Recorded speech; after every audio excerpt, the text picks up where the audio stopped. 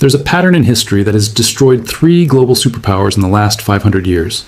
And right now, in 2025, the United States is following that exact same pattern, stage by stage, decision by decision, almost like we're reading from the same script that led to catastrophe every single time before. In 1590, Spain was the richest empire on earth. They controlled half the world's gold and silver. Their military dominated Europe. Their currency was accepted everywhere. Within 80 years, they were bankrupt, a second-rate power that never recovered. In 1914, Britain ruled the largest empire in human history. The sun never set on British territory. The pound sterling was the global reserve currency. Within 40 years, the empire was gone. The currency collapsed. They became America's junior partner. In 1991, the Soviet Union was the other superpower. Nuclear weapons, global influence, satellites spanning the globe. It ceased to exist in 900 days. Not from war, from economic implosion. 3 times. 3 superpowers, 3 complete collapses, all following the exact same sequence. And here's what should terrify you. The United States has already completed 5 of the 7 stages. We're not approaching the pattern, we're deep inside it. This is the story of how empires die, why they always think they're different, and why the math says we're next. And it's happening faster than anyone wants to admit. Before we go through the pattern, you need to understand what imperial collapse actually looks like. Not in textbooks, in practice, what it means when a superpower dies. Imperial collapse doesn't start with invasion or military defeat. It starts with economic exhaustion. The empire extends beyond its ability to maintain itself. Military bases in 150 countries, wars on multiple fronts, promises it cannot keep, debts it cannot repay. At first, the decline is invisible. The currency still works. The military still wins battles. The government still makes promises. But beneath the surface, the foundation is cracking. Resources are misallocated. Productive capacity shrinks. The best and brightest leave. Then comes the acceleration. Allies start hedging. Enemies test boundaries. Trade partners seek alternatives. The reserve currency status erodes, and suddenly, the advantages that made you powerful become vulnerabilities. Your currency, once demanded by everyone, comes flooding back home. Your military, spread across the world, becomes unsustainable. Your promises, once guaranteed by strength, become empty words. That's not theoretical. That's what happened to Spain, Britain, and the Soviet Union. And it happened because they made exactly the same decisions we're making now. They believed their power was permanent. They overextended militarily. They debased their currency. And they refused to accept reality until collapse was already underway.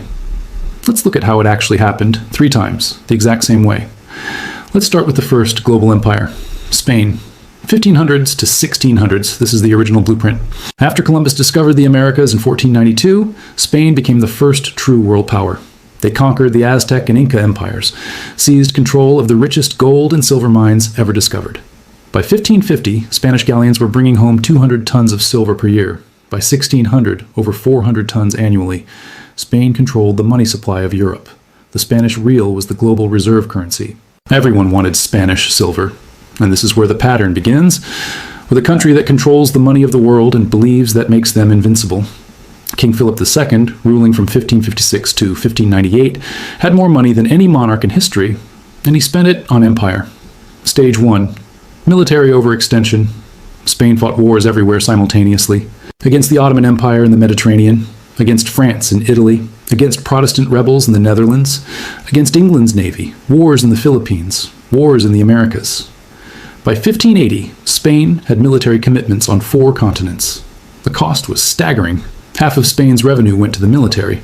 And still, it wasn't enough. Stage 2. Currency debasement. The Spanish crown couldn't pay its bills with taxes alone. So they did what every failing empire does. They debased the currency. They started mixing copper into silver coins. A coin that was supposed to be pure silver became 50% copper, then 75% copper. The face value stayed the same, but the real value plummeted. By 1600, Spanish silver coins contained barely any silver. Merchants stopped accepting them at face value. Inflation exploded. Stage 3, debt spiral. Spain borrowed constantly from Italian bankers, from German bankers, from anyone who would lend. By 1557, less than 20 years into Philip's reign, Spain declared bankruptcy. They defaulted on their debts, restructured, and kept borrowing. They declared bankruptcy again in 1560, again in 1575, again in 1596. 4 bankruptcies in 40 years. Each time, they promised reforms. Each time, they went right back to borrowing and spending. Stage 4, loss of productive capacity. Here's what people don't understand about Spain's collapse. They had all the gold and silver in the world, and it destroyed them Because when you have unlimited money, you stop producing. Why grow food when you can import it? Why build ships when you can buy them? Why innovate when you can just spend? Spanish nobility considered work beneath them. Manufacturing declined. Agriculture stagnated. All the wealth flowed to importing goods from other countries. The gold and silver that came from the Americas went straight back out to pay for French wine, Italian silk, Dutch goods. Spain became a conduit. Wealth flowed through them, but none of it stayed. By 1600, Spain was producing almost nothing. They were entirely dependent on imports, entirely dependent on silver to pay for everything. And when the silver mines began to deplete, when production dropped, the entire system collapsed. Stage 5, social decay. With the economy failing, crime exploded. Beggars filled the streets of Madrid. Productive citizens emigrated. The best minds left for France, England, the Netherlands, countries that were building, creating, growing. Spain was left with bureaucrats, soldiers, and priests. No one creating wealth, everyone consuming it. By 1640, Spain lost Portugal. By 1650, they lost the Netherlands, their richest territory. By 1700, the Spanish Empire was a shell, still large on paper, but economically dead. They went from the world's superpower to a secondary power in less than a century, and they've never recovered. Spain today is a regional European country, pleasant, cultured, but irrelevant on the world stage. The descendants of the conquistadors are a tourist destination. That's what imperial collapse looks like. Let's jump forward 300 years. Britain, 1900s, the empire where the sun never set. At its peak, Britain controlled 25% of the world's land surface, 400 million subjects. The pound sterling was the global reserve currency. Every major trade contract was denominated in pounds. Every central bank held British bonds. London was the financial center of the world. And just like Spain 300 years earlier, they believed it was permanent, but they were already following the pattern. Stage 1, military overextension. By 1900, Britain had military commitments everywhere. India, Africa, the Middle East, China, the Pacific, the Caribbean. They had to defend territory on 6 continents. The cost was enormous. And when World War I started in 1914, Britain faced a choice. Stay neutral and let Europe destroy itself, or jump in and bankrupt the empire to win. They chose to fight. World War I cost Britain over $40 billion. That's $1 trillion in today's money. They borrowed from everyone, mostly from the United States. By 1918, Britain owed America billions. The creditor had become the debtor, but they'd won the war. They kept the empire. They thought they could rebuild. They were wrong. Stage 2, currency debasement. The pound sterling was supposed to be backed by gold, but the war had drained Britain's gold reserves. They'd shipped gold to America to pay for weapons, food, supplies. By 1920, Britain's gold reserves were half what they had been in 1914, but they tried to maintain the pound's value anyway. They went back on the gold standard at the pre-war rate in 1925. The problem? The pound was overvalued. British exports became too expensive. Manufacturing declined, unemployment rose, and the government had to keep interest rates high to defend the currency. This destroyed the domestic economy. By 1931, they couldn't hold it anymore. Britain abandoned the gold standard. The pound lost 25% of its value overnight. The global reserve currency had just admitted it couldn't keep its promises. Stage 3, debt spiral. Britain never recovered from World War I debt. And then World War II started. Another $120 billion in costs, more borrowing from America. By 1945, Britain owed the United States and Canada over $30 billion more than Britain's entire GDP. The war was won, but the empire was finished. They couldn't defend it anymore, couldn't afford it, couldn't maintain it. Stage 4, loss of empire. In 1947, Britain gave up India, the crown jewel, and the source of wealth for 200 years. Gone. Over the next 20 years, they lost everything. Africa, Middle East, Southeast Asia, the Caribbean. By 1970, the British Empire existed only in history books. Stage 5, currency collapse. The pound kept falling. In 1940, 1 pound equaled $4.03. By 1950, $2.80. By 1970, £2.40. By 1980, £2.30. Today, 127. The global reserve currency became a regional currency. Britain tried to maintain pretense. Permanent seat on the UN Security Council. Nuclear weapons. Special relationship with America. But everyone knew the truth. They were a former power. A museum of what used to be great. The empire was gone, and it never came back. Now let's look at the most recent example, the Soviet Union. 1945 to 1991. After World War II, the USSR emerged as a superpower. Nuclear weapons, massive military, control over Eastern Europe, satellites in space, and they believed they were the future. Communism would bury capitalism. The Soviet model would dominate. For 45 years, they competed with America, matched us militarily, built more tanks, more missiles, more troops. But beneath the surface, the economy was dying. Stage 1, military overextension. The Soviet Union spent 15 to 20% of GDP on the military. That's triple what America spent. They had to match American technology, American reach, American alliances. But their economy was a fraction of the size. They were in Afghanistan, propping up Cuba, supporting Syria, Vietnam, North Korea, Angola, Ethiopia. Everywhere America had influence, they had to counter. The cost was unsustainable. Stage 2, economic stagnation. The Soviet economy stopped growing in the 1970s. Oil revenue kept them afloat, but nothing else worked. Factories produced junk, farms failed. Technology fell decades behind. By the 1980s, the Soviet Union was importing grain. A country with some of the best farmland on earth couldn't feed itself. Why? Because central planning doesn't work. Because innovation dies under control. Because no one produces when there's no incentive. Stage 3, currency collapse. The ruble was never a real currency. It couldn't be exchanged internationally. Even Soviet citizens didn't trust it. They used dollars when they could get them. The government had to buy foreign goods with gold and oil because nobody wanted rubles. By 1985, oil prices dropped. Soviet gold reserves were depleting. They were running out of real money. Stage 4, loss of empire. In 1989, the Berlin Wall fell. Eastern Europe left. Poland, Hungary, Czechoslovakia, Romania, East Germany, gone in a year. The satellites that gave the Soviet Union strategic depth vanished, and the Soviet government couldn't stop it. They were broke. Stage 5, complete collapse.